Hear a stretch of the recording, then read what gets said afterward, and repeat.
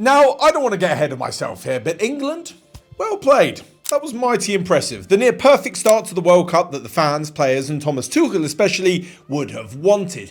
But why was it so impressive? From individual performances to the perfect game plan and one or two issues they need to fix, here are a few things we learned from England's 4-2 victory over Croatia. Declan Rice searching for Harry Kane. That's how important they are. First off, and in the most English, well, Premier League way possible, set pieces clearly are and will be a big part of England's toolbox. Now, if you've looked at any social media since the game, you'll be well aware that most people are drawing the direct comparison from England to Arsenal's use of set pieces this season. And yep, it makes just as much sense for them as it does for England. In Declan Rice, Tuchel's side have one of the best corner and free kick takers at the tournament. The boss knows it, Arteta knows it, so why wouldn't you use it at every opportunity to fill the box and plan for them as much as you can? That's not to forget Saka's corner kick taking abilities too, by the way. Rice's assist for Kane's header wasn't the most complicated of routines. He aimed for the penalty spot and Kane's header was perfectly timed, but if it can be that simple, why don't you have it ready to go at a moment's notice? I think the important distinction to draw between the two, though, is that at times this season, Arsenal seem to be only having set pieces in the locker as a way of breaking down the opposition, whereas England showcased much more than that over the course of the 90 minutes versus Croatia. But aside from corners and free kicks, penalties count as a set piece too, and say what you want about Kane missing the first time around, it's a great save, and which striker hasn't missed a penalty, but for the most part, England have got one of the most lethal penalty takers in world football. His retaken spot kick actually saw him break the record for the most penalties scored at the World Cup, with 5, and his miss, I've only just found out, doesn't even count on the record books as it was retaken. Still, the use of set pieces will no doubt be a contributing factor to England's progression as the tournament goes on. But first and foremost, the performance in open play was a sight to behold, especially in the second half, and it was down to a few different factors. And Bellingham driving all the way and scoring! But before we get to that though, it wasn't all positive. In fact, conceding 2 goals in the manner England did was downright sloppy, and I think it's down to lapses in concentration. If you look at the attacking threat chart here from Opta, you'll see that Croatia scored during the first few moments of pressure each time. The second England's backline was tested, there was panic and goals were conceded. I'm not glossing over the fact that the first was a sensational strike from 𝗕𝗓𝗓, but the fact that England actually looked okay when they lost possession is what makes it worse. Look at this screenshot.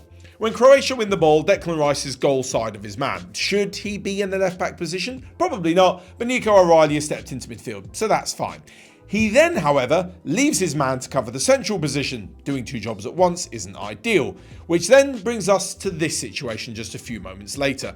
A free man on the outside with a fairly simple ball to find him. As the Croatians advance into the box, the immediate response is to get right back into the thick of the defensive action, but this leaves 𝗕𝗓𝗓𝗓 free on the edge of the box, and just 10 seconds after losing possession, Croatia are back in the game. Conceding after long periods of sustained pressure is one thing, but being so susceptible to conceding without making the opposition work for it is rather disappointing. As for the second goal, England again have allowed a very good goal scoring opportunity within the blink of an eye from a fairly comfortable position. The ball is 40 yards from goal here, no real danger, yet one run from 𝗕𝗓𝗓𝗓 inside Reece James, which he follows too late, and the panic sets in as everyone is drawn to the ball and the space is left for the knockdown to Musa. Now, does it leave a question about those in the back line? I don't think so. Not yet, anyways.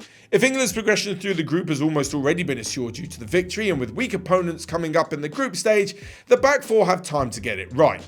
If this is Tuchel's chosen defensive line, although I think 𝗘𝗫𝗓𝗓𝗓 can count himself hard done by. But back to the good stuff, and we have a fairly obvious statement to make when it comes to the reason why England are so good in attack. And the captain is unfazed! And that is because Harry Kane's pretty good at football, isn't he? I know I've gone on about it a lot, including in recent videos, but it's not just that. The players around him are very much aware of their role and what it means for the entire side going forward. When Kane drops deep into the midfield to pick up the ball, England posed a real threat by stretching the pitch vertically, giving defenders problems to deal with and allowing Kane the space in which to work.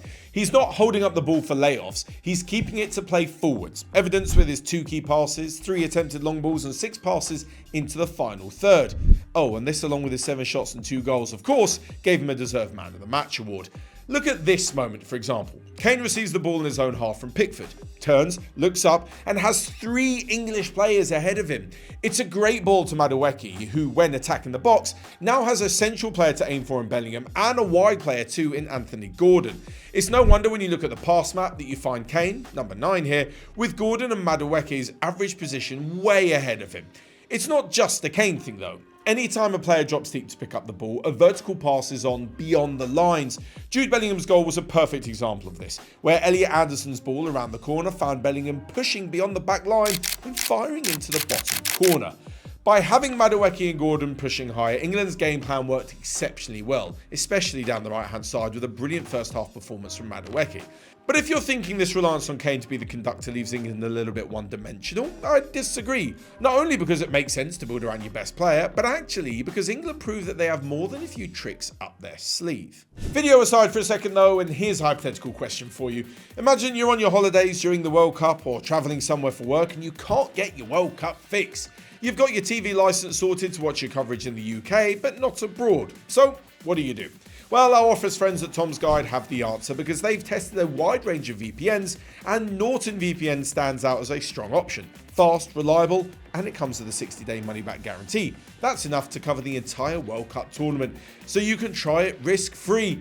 The best bit for all FourFourTwo viewers is that there's also an exclusive offer available. All you have to do is click the link in the description to find out more. Rashford! 4! These tricks and the final learning I've taken from the game come in the form of the substitutes, because the squad depth is looking pretty good. Did Anthony Gordon have the best game? No, not at all. So no problem. Bring on Marcus Rashford. Slightly less of a threat in behind, but more of a danger when running with the ball and with the knack of finding the back of the net with real composure. His cameo off the bench is exactly the sort of thing that will please Thomas Tuchel. He doesn't start, he comes on and he seals the game. In a busy tournament with a wide variety of problems to solve in the face of so many differing styles of opponent, having multiple keys to turn the lock is so important. Not only him, but Saka, Rodgers, even Jed Spence off the bench. They're all good options. There's also a case to be made that should England beat Ghana, and I've talked them up enough now, so they bloody well better do, that these players can play a slightly less intense fixture versus Panama and give a few of themselves a rest before heading into the round of 32. Do England have the best squad in the tournament? No. I think that distinction absolutely belongs to France, and we saw that in their second half performance versus Senegal. But for now, England have to worry only about themselves. It's a good start to what will be a long old slog if they're to win their first World Cup in 60 years. But as for the first 90-ish minutes, the signs are positive, and there's reason to believe that a deeper tournament run could be on the cards. Oh, and last thing, actually, although there are a couple of new faces in the squad since the last tournaments, yesterday's barrage of attacking football really did go to show that 𝗘𝗫𝗧𝗏𝗡 may have had this team of attacking, talented, positive players playing with a bit too much restraint, a bit too much pragmatism and negativity. But hey, that's in the past. Unleash the boys, Tommy.